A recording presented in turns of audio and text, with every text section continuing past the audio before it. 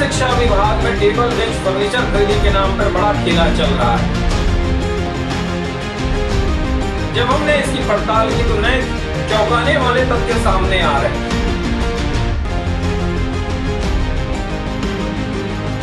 Sanjay scientific works, Sanjay परिहार इसके संचालक बताए जाते हैं। यह फर्म पेंड्री राजनांदगांव का पता है। विनीत ड्रोलिया नामक व्यक्ति की शिकायत की गई। विनीत ड्रोलिया है कौन? क्या ये गोयल फर्नीचर के विष्णु कुमार ड्रोलिया के परिवार से जुड़े हुए व्यक्ति हैं, राजनीतिक व्यक्ति हैं, कौन है, या कोई बड़ा सप्लायर है?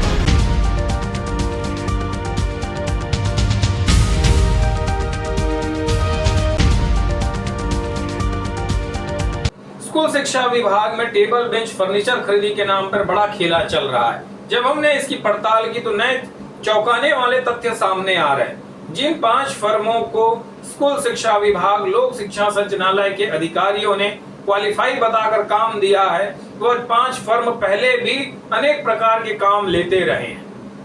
इस बड़े घोटाले को लेकर सप्लायर फर्म सिंघानिया फर्नीचर के एमडी प्रमोद सिंघानिया ने मुख्यमंत्री विष्णुदेव साय से शिकायत की है। इस शिकायत के बाद डीपीआई में चल रहे घोटाले की परतें खुलने लगी हैं कि किस तरीके से डीपीआई के अधिकारी सप्लाई के नाम पर अपनों को उपकृत कर रहे और सरकारी खजाने को चूना लगा रहे हैं। डीपीआई के द्वारा जुलाई में 1,19,000 नग टेबल बेंच खरीदी का टेंडर जारी किया गया था।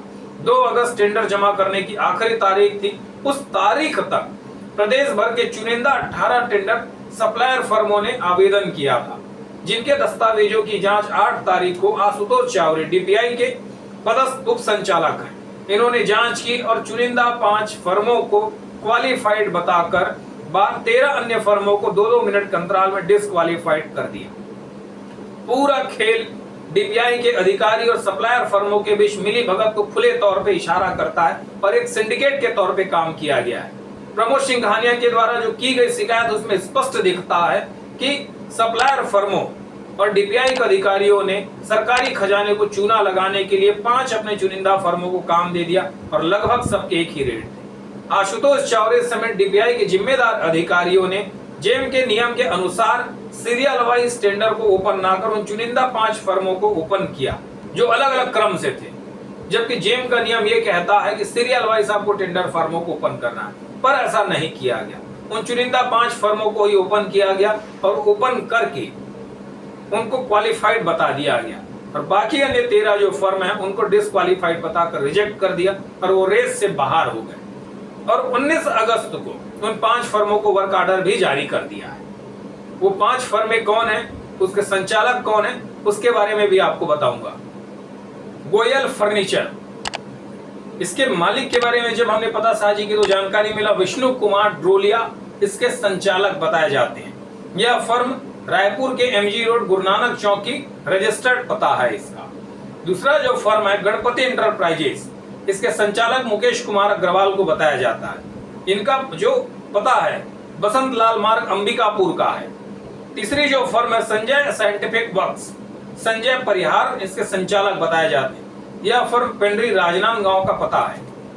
चौथा जो फर्म है खंडेलवाल कॉर्पोरेशन, इसके मालिक सुनील खंडेलवाल को बताया जाता है। बिलासपुर का प्रसिद्ध मौसाजी होंडा शोरूम, मौसाजी मिठाई, मौसाजी रेस्टोरेंट्स, वो उसी से जुड़ा हुआ ग्रुप है।